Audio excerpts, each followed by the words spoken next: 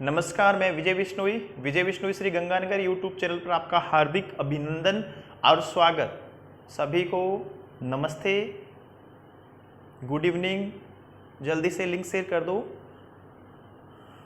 हाँ, इससे पहले हम क्या पढ़ रहे थे, राठौड़ वंश के बारे में हम बात कर रहे थे और बीकानेर का हम क्या पढ़ रहे थे, राठौड़ वंश पढ़ रहे थे। और उसी श्रृंखला के अंदर हम आज पढ़ने जा रहे हैं। तो हम पढ़ेंगे राय सिंह राठौड़। एग्जाम की दृष्टिकोण से बहुत ही महत्वपूर्ण टॉपिक माना जाता है क्या, राय सिंह राठौड़। तो अब हम देखेंगे कितने मुगलों की सेवा में रहता है। 2 मुगलों की सेवा में रहता है, अकबर और जहांगीर की सेवा में रहा था। बीकानेर का एक महान शासक जिसका नाम है राय सिंह राठौड़। तो चलो अपने चलते हैं, पढ़े आगे इसको। आगे इसमें देखिएगा, राय सिंह राठौड़ नाम है, राय सिंह राठौड़।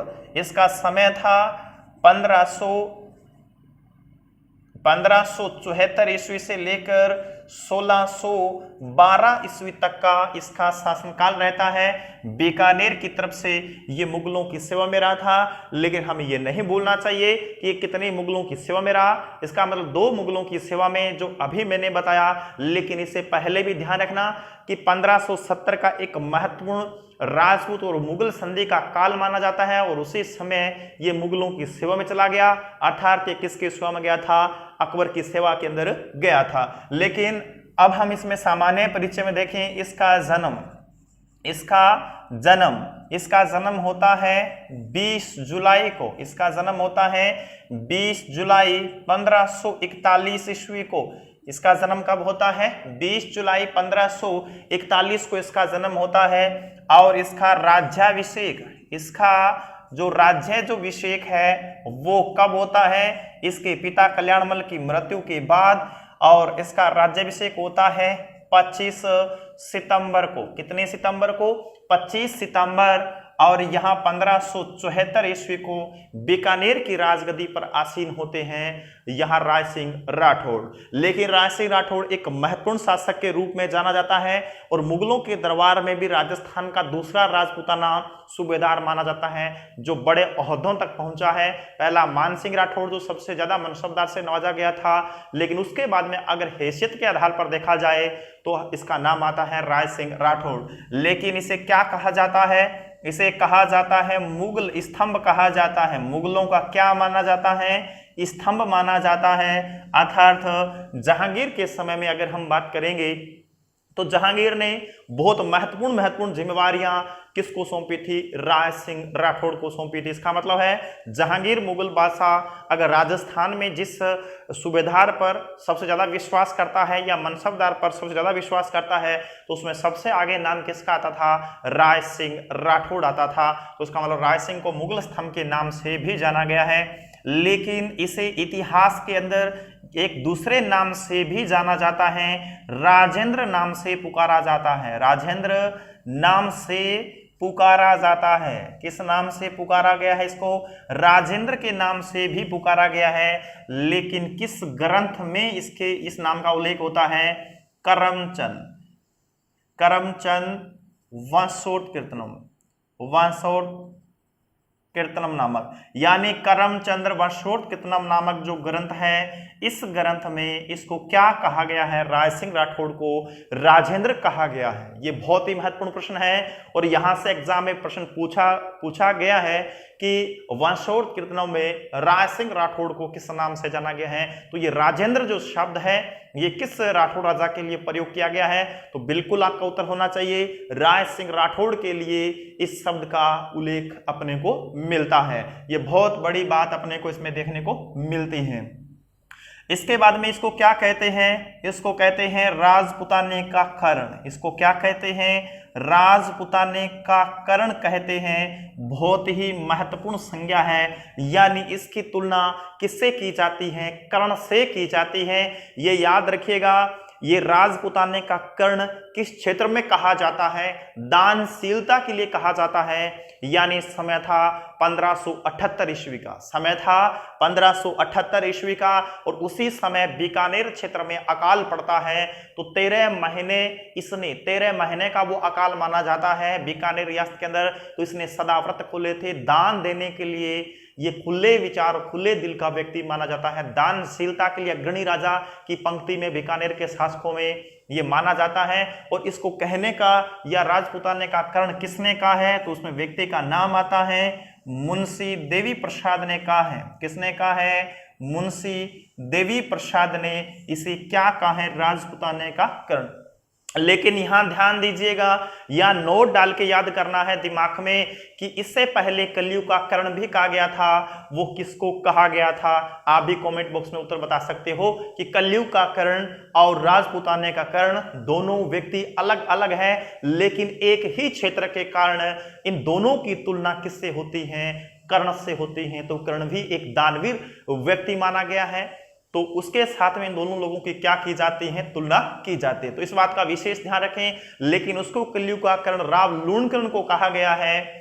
और राव जो लूणकर्ण था उसको राव जयसिरोचंद और करमचंद वसोर्तकीर्तनम के अंदर भी इस प्रकार के शब्दों का उल्लेख उसके लिए किया गया है। लेकिन यहां पर मुंशी देवी प्रसाद ने इसे क्या कहा है? तो आपको याद क्या रखना है? राजपुताने, राज से रायसिंह याद रखिएगा, राज से रायसिंह याद रखिएगा। और वहां अगर हम राव लूणकर्ण की बात करते हैं तो कलयुग का कर्ण कहा जाता है।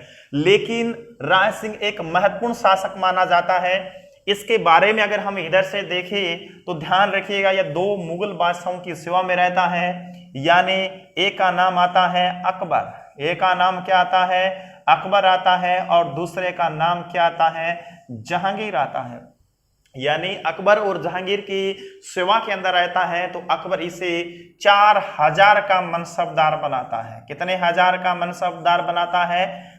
मनसबदार। लेकिन आगे चलकर जहांगीर इसे कितने हजार का मनसबदार बनाता है? वो इसे 5000 का आगे बढ़ाकर मनसब कर देता है। तो इन दोनों के दरबार में इसकी हाजिरी रहती है। लेकिन इसके अभियानों को हम पढ़ेंगे एग्जाम के अंदर। राय सिंह के जो अभियान, महत्वपूर्ण अभियान है, उनके बारे में अक्सर प्रश्न आते रहते हैं। इससे पहले वापस चलिएगा, राय सिंह राठौड़ का जन्म होता है 20 जुलाई 1541 को होता है। राज्याभिषेक कब होता है? 25 सितंबर 1574 ईस्वी को होता है। इसे क्या कहा जाता है? मुगल स्तंभ के नाम से जाना जाता है, इसे राजेंद्र के नाम से जाना जाता है, और इसे राजपुताने का क्या कहा जाता है? कर्ण के नाम से भी पुकारा जाता है। इस प्रकार, लेकिन याद रखिएगा, जिस समय शासक बनता है इस समय एक महत्वपूर्ण उपाधि धारण करता है महाराजा, या महाराजा धीराज की उपाधि धारण करने वाला बीकानेर रियासत का एक महत्वपूर्ण राजा और प्रथम राजा माना जाता है। उसका नाम क्या है? राय सिंह राठौड़। इससे पहले किसी भी शासक ने महाराजा की उपाधि नहीं लगाई थी। ये महाराजा शब्द अपने आप में क्या दर्शाता है? कि महान है वो राजा, अर्थात राजाओं का राजा महाराजा होता है। ये ध्यान रखिएगा। तो इसका मतलब ये हुआ कि एक महत्वपूर्ण उपाधि यहां पर इसने धारण की। तो महाराजा से इसकी शक्तियों के बारे में भी हमें पता चलता है। तो ये बिल्कुल सामान्य बातें थी राय सिंह राठौड़। लेकिन अब हम इसके अभियानों से पढ़ेंगे। लेकिन अब हम जो घटनाएं हैं, घटनाओं के आधार पर राय सिंह राठौड़ को आगे पढ़ेंगे।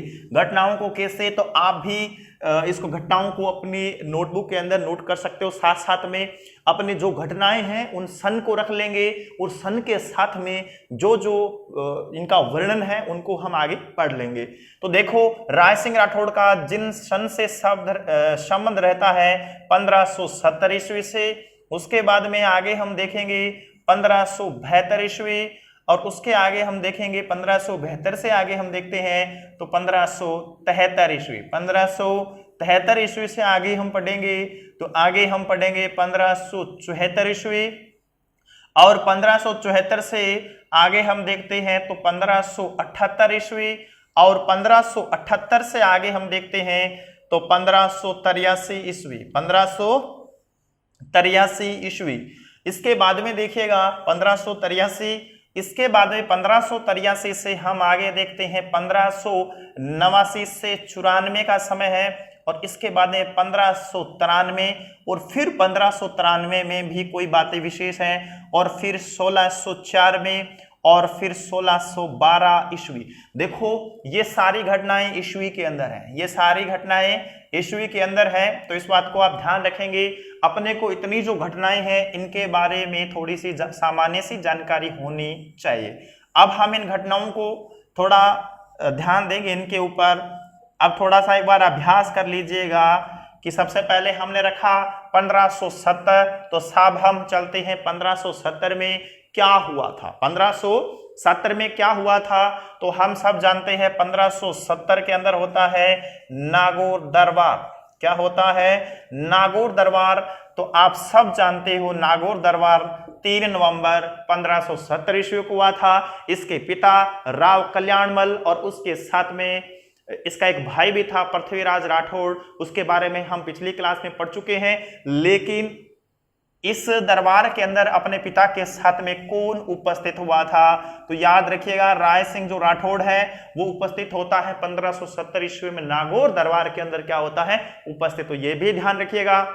लेकिन इस समय शासक नहीं है साहब, इस समय ये बीकानेर का शासक नहीं है, शासक इसके पिता राव कल्याणमल ही थे। लेकिन अब आगे हम पढ़ते हैं 1572, तो याद यहां ध्यान देंगे जोधपुर का प्रशासक 1572 के अंदर क्या बनेगा? 1572 ईस्वी के अंदर बनेगा जोधपुर का प्रशासक बना दिया जाएगा अकबर के द्वारा। अब यहां थोड़ा समझना है साहब कि बीकानेर का व्यक्ति जोधपुर क्या लेने जाएगा। इससे पहले की कक्षाओं के अंदर हमने मालदेव राठौड़ को पढ़ा, राव जयसी को पढ़ा, राव कल्याणमल को पढ़ा। जिन बच्चों ने ये क्लास लगाई है उनको समझने में कोई देर नहीं लगी होगी कि इनका क्या विषय चल रहा था, मुगलों का क्या विषय चल रहा था। और इसीलिए कभी भी एक आधी क्लास देखने से हमें बातें स्थायी नहीं होती हैं, बातें अधूरी रह जाती हैं। इतिहास है, इतिहास में क्रमवत्ता बहुत जरूरी है, क्योंकि क्रमबद्ध जो घटनाएं हैं उनका अध्ययन ही इतिहास है अपने आप में। लेकिन जो बच्चे आज पहली बार देख रहे हैं तो आप प्ले लिस्ट में जाइएगा, उन राठौड़ वंश की तमाम जो क्लासें पीछे हमने दे रखी है उनको आप देखिएगा और फिर इस क्लास को गौर से देखिएगा। बहुत सारी बातें अपने आप ही समझ में आनी शुरू हो जाएगी। लेकिन ध्यान दीजिएगा राव चंद्रसेन के खिलाफ अकबर ने यहाँ, क्योंकि राव चंद्रसेन जोधपुर का शासक था, उसके खिलाफ जोधपुर का प्रशासक किसने, अकबर ने किसको बनाया था? राय सिंह राठौड़ को बनाया था। एग्जाम में यहां से प्रश्न पूछे जाते हैं भाई, ध्यान से इन घटनाओं को पढ़ना। इसके बाद में आगे हम देखते हैं नागौर युद्ध कह सकते हो 1573 में, या इसे कठोरी युद्ध आप कह सकते हो, कठोली युद्ध कह सकते हो, कठोरी या कठोरी युद्ध कह सकते हो। अब बात समझिएगा 1573 में क्या हुआ। मालवा और गुजरात में मिर्जा बंधुओं का गठबंधन था, मुगलों के खिलाफ था और अकबर उनके खिलाफ अभियान कर रहा था। लेकिन उसी समय हमारे राय सिंह राठौड़ को उनके खिलाफ इस अभियान पर भेजा जाता है। मालवा गुजरात का एक संयुक्त अभियान देखा जाता है। लेकिन उसी समय मिर्जा बंधुओं में मिर्जा हुसैन नाम का जो व्यक्ति है वो नागौर क्षेत्र में आकर धमकी देता है। नागौर क्षेत्र आप जानते हो हमेशा तुर्कों का आधिपत्य वाला क्षेत्र रहा है, तो ये बहुत बड़ी बात थी। लेकिन नागौर क्षेत्र में हुसैन खां जैसे जो लोग थे, मिर्जा बंधु जैसे जो लोग थे, उनके खिलाफ राय सिंह राठौड़ ने एक सफलता पूर्ण अभियान किया और उसमें सफल भी हुआ और इससे अकबर बड़ा प्रभावित हुआ।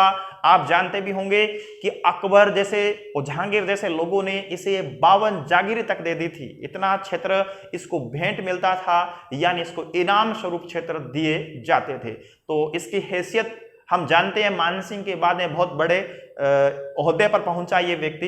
तो ये चीजें यहां ध्यान रखिएगा। इसे नागौर का युद्ध कह सकते हो, कठोरी का आप युद्ध कह सकते हो, या आप कह सकते हो कि जो मिर्जा बंधु हैं, कौन है, जो मिर्जा बंधु हैं, इनके खिलाफ इसका अभियान रहता है, या मालवा गुजरात का अभियान आप कह सकते हो। ये बहुत ही महत्वपूर्ण बात है। लेकिन एक यहां ध्यान देने वाली बात है, जो मिर्जा हुसैन नाम का व्यक्ति है उसको मारने का उल्लेख भी मिलता है तो याद रखिएगा उसकी हत्या किसने की थी, राज सिंह राठौड़ ने की थी, ये माना गया है। ज्यादातर इतिहास इस बात की पुष्टि करते हैं कि उसको मारने के अंदर हाथ किसका था, राज सिंह राठौड़ का। तो पहले बंदी बनाया, बाद में उसकी हत्या की।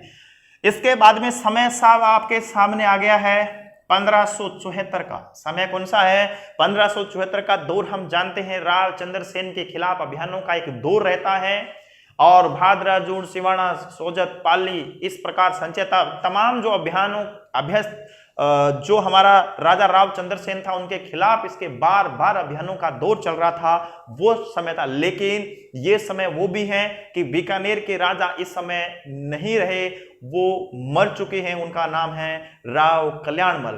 तो वो समय है ये, तो ये भी समझिएगा और इधर ये भी देखिएगा। इसी समय इसका क्या होता है, राज्याभिषेक हो जाता है। और कितनी तारीख को होता है साहब, तो याद रखिएगा यहां पर 25 सितंबर को होता है।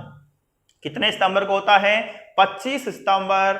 और 1574 ईस्वी को बीकानेर के राजा राय सिंह बनते हैं और महाराजा जैसी उपाधि धारण करने वाले बीकानेर के प्रथम शासक माने जाते हैं। अब यह राज्याभिषेक हो जाता है, 25 सितंबर का समय था। लेकिन साहब थोड़ी समय बाद में हम देखेंगे 1578 ईस्वी में इसके राज्य में क्या पड़ जाता है, अकाल पड़ जाता है। और यहाँ 13 माह तक एक तरीके से जो दान देने के लिए या सभी गरीब लोगों के लिए इसने अपना जो भंडारा है वो खोल दिया था। यानी आगे आकर राजा हमारे जो राज सिंह राठौड़ हैं इन्होंने लोगों की मदद की थी, सदाव्रत खोले थे। तो दान देने के लिए एकदम खुले दिल का व्यक्ति माना जाता है राज सिंह राठौड़, और इसीलिए तो इसको एक उपाधि मिली थी राजपुताने का कर्ण राज सिंह राठौड़। 13 माह तक जब इसके राज्य में अकाल पड़ता है तब ये इसने उस लोगों की मदद की थी। लेकिन अब समय है साहब 1583। ध्यान दीजिएगा यहाँ पर जो 1583 का समय है वो सिरोही राज्य के लिए बहुत ही महत्वपूर्ण माना जाता है। क्या माना जाता है, बहुत ही महत्वपूर्ण माना जाता है। और 1583 समय के अंदर मेवाड़ के एक महत्वपूर्ण युवराज का नाम आता है जगमाल। उसका नाम क्या आता है, जगमाल। महाराणा प्रताप से एक छोटा, उसका मौसेरा जो भाई है या जो मौसी का जो लड़का है उसका नाम यहां पर आता है, जगमाल का नाम आता है। कि जगमाल मेवाड़ से निष्कासित करने के बाद में मुगलों की शरण में वो पहुंचा था, और उन्हीं मुगलों में राय सिंह ने उसकी मदद करते हुए सिरोही राज्य के अंदर क्या कर दिया था, इंटरफेयर कर दिया था। लेकिन सिरोही में इस समय कौन था, सुल्तान देवड़ा था। कौन था, सुल्तान देवड़ा। लेकिन सुल्तान देवड़ा ने 1583 में यहां पर एक युद्ध लड़ा था, उस युद्ध का नाम है दताणी युद्ध। उस युद्ध का नाम क्या है, दताणी का युद्ध है। वो 1583 में लड़ा गया था और इसमें जगमाल व्यक्ति नाम का मारा जाता है। तो इसके अंदर हस्तक्षेप करने का काम किसने किया था, बीकानेर के राज सिंह राठौड़ ने। मुगलों की तरफ से इसने भाग लिया था। अब आगे इसमें देखिएगा साहब, अब समय आता है 1589 से 1594 ईस्वी का। आप सब जानते हो कि बीकानेर के अंदर एक गढ़ है और उस गढ़ का नाम क्या है, जूनागढ़। लेकिन हम गढ़ की जो महत्वपूर्ण बातें हैं वो गढ़ के अंदर ही पढ़ेंगे। जब हम राजस्थान के दुर्ग हैं उनको पढ़ेंगे तो उसमें अलग से हम पढ़ेंगे जूनागढ़ को भी। लेकिन इसका जो निर्माण कार्य है वो 1589 से लेकर 1594 के मध्य करवाया गया था। इसी जूनागढ़ में जो जिस व्यक्ति ने देख रेख में हुआ उसका नाम आता है करमचंद। उसका नाम क्या आता है, करमचंद बछावत। एक जैन परिवार से व्यक्ति था, लेकिन ये प्रधानमंत्री था राय सिंह राठौड़ का। आगे चलकर इसी जो करमचंद बछावत ने इनके राय सिंह राठौड़ के जो पुत्र हैं उनमें उत्तराधिकारी का युद्ध छेड़ दिया था और एक षड्यंत्र कर दिया था। राय सिंह राठौड़ एक दुखी हो जाते हैं अपने जीवन के अंतिम दिनों में। किस व्यक्ति की वजह से, करमचंद की वजह से। लेकिन ध्यान दीजिएगा, इसी करमचंद ने इस जूनागढ़ दुर्ग का क्या करवाया था, निर्माण करवाया था। हिंदू स्थापत्य कला के साथ साथ में जो मुगल स्थापत्य कला है मध्यकाल की, उसमें एक अनुपम उदाहरण देखने को इसके अंदर अपने को मिलता है। बहुत सारे महलों का निर्माण भी होता है। जूनागढ़ दुर्ग का निर्माण 89 से 94 के बीच में होता है। लगभग 5 साल तक निर्माण इसका उस टाइम में चला था। लेकिन इसी दुर्ग के ऊपर क्या लिखी हुई है? राय प्रशस्ति लिखी हुई। क्या लिखी हुई है? राय प्रशस्ति लिखी हुई है। और जयमल और फतह है, प्रवेश द्वार पर इनका क्या मिल जाएंगे अपने को, जो मूर्तियां हैं वो भी यहाँ पर मिल जाती है जयमल फतह से संबंधित। तो ये जो महत्वपूर्ण बातें हैं, और आप सब जानते होंगे जयमल और फतह कौन है? मेवाड़ के महाराणा उदय सिंह के क्या थे? एक तरीके के सेनापति थे। और मेवाड़ का हम जो साका पढ़ते हैं, उस साका के समय इनकी महत्वपूर्ण भूमिका रही थी। और आप जानते हो मेवाड़ का तीसरा साका हुआ था 1567 और 68 के अंदर होता है। तो ये वीर योद्धा उसके अंदर शहीद हो जाते हैं। तो वो घटनाएं आपको देखने को मिल सकती हैं। अब आगे देखिएगा साहब, समय आ गया था 1593 का, समय आ गया था 1593 का समय है। लेकिन 1593 के अंदर एक अभियान होता है और उस अभियान का नाम है ठट्टा अभियान। कौन सा अभियान है भाई? उस अभियान का नाम क्या है? ठट्टा अभियान किया जाता है। दानियल के साथ में मिलकर एक ठट्टा अभियान इधर किया जाता है। और इसी अभियान के समय की अगर हम बात करेंगे तो हमारा राय सिंह जो राठौड़ है वो जाता है, साथ में जाता है। तो ये एग्जाम में प्रश्न पूछा गया था, घटनाओं से संबंधित प्रश्न आते हैं तो उनमें इस प्रकार का प्रश्न पूछा गया था कि राय सिंह राठौड़ ने ठट्टा अभियान कब किया, या यूं कि 1593 में राय सिंह राठौड़ का एक महत्वपूर्ण जो अभियान है उसका नाम बताइएगा। उस अभियान का नाम क्या है साहब? ठट्टा अभियान है। आगे देखिएगा 1593 में फिर एक महत्वपूर्ण, इसे कुछ जागीरें प्राप्त होती हैं, इसे कुछ जागीरें दी गई हैं। तो उसमें आप देखिएगा, उसमें एक जूनागढ़ का नाम आएगा। जूनागढ़ की जागीर क्या दी गई है? जूनागढ़ की जागीर भी दी गई है। और 1604 में भी महत्वपूर्ण इसे, और मैंने पहले भी कहा था लगभग 52 जागीरें इसने अपनी जो एक वीरता से प्राप्त की है या इनाम स्वरूप उसने प्राप्त की है। मुगलों को इतना इसने प्रभावित किया था, इसलिए तो इसको मुगल स्तंभ के नाम से भी जाना गया है। तो तमाम बात हुई। लेकिन 1604 में देखिएगा इसे नूरपुर और जो शमशाबाद है वो भी इसको जागीरें प्राप्त होती हैं। लेकिन क्या इससे पहले कोई और अभियान नहीं किए? महत्वपूर्ण अभियान किए थे, मेवाड़ अभियान भी इसने किए थे। मेवाड़ के अंदर इसके अभियान रहते हैं राय सिंह राठौड़ के। और किसके साथ में? तो जहांगीर के साथ में। किसके साथ में? जहांगीर के साथ में इसके अभियान रहते हैं। अब आगे इसमें देखिएगा साहब, अब लास्ट अभियान को हम डायरेक्टली देख रहे हैं कि 1612 ईस्वी, और दक्षिण भारत के अंदर एक स्थान पड़ता है और उस स्थान का नाम है बुरहानपुर। क्या नाम है उसका? बुरहानपुर को इसने मुगलों की तरफ से केंद्र बनाया था। एक वहां इसने अपना केंद्र बिंदु बनाकर दक्षिण भारत पर निगरानी रखने का काम राय सिंह राठौड़ ने किया था। लेकिन साहब, और ये जो 1612 का टाइम है, ये राय सिंह राठौड़ के लिए बहुत ही खराब समय है। इसके जीवन का सबसे कठिन काल है। और इसके अभियानों का तीसरा चरण हम इसको बोलते हैं। एक चरण तो पहले वो था जो इसने राजा बनने से पहले 1574 तक संपन्न किया था। दूसरा काल था अकबर के साथ में इसने काम किया। और तीसरा काल वो था जो इसने जहांगीर के साथ में काम किया था। और तीसरा काल है, यानी 3 अभियानों में हम पढ़ते हैं, 3 तरीके से इनको पढ़ते हैं। अब तारीख आ जाती है, सिर्फ जनवरी का महीना था, 22 जनवरी की रात थी। याद रखिएगा 22 जनवरी 1612 का समय है। बुरहानपुर में हमारे राय सिंह राठौड़ की एक दर्दनाक मौत हो जाती है। और इसी समय पुत्रों का विवाद चल रहा था, वो नहीं झेल पा रहा था ये। और ये अपने जो लड़का था सूर सिंह, उसको क्या बनाना चाहता था? शासक बनाना चाहता था। आगे की अलग अलग कहानी है, उनको हम पढ़ेंगे, उत्तराधिकारी का प्रश्न भी हम पढ़ेंगे।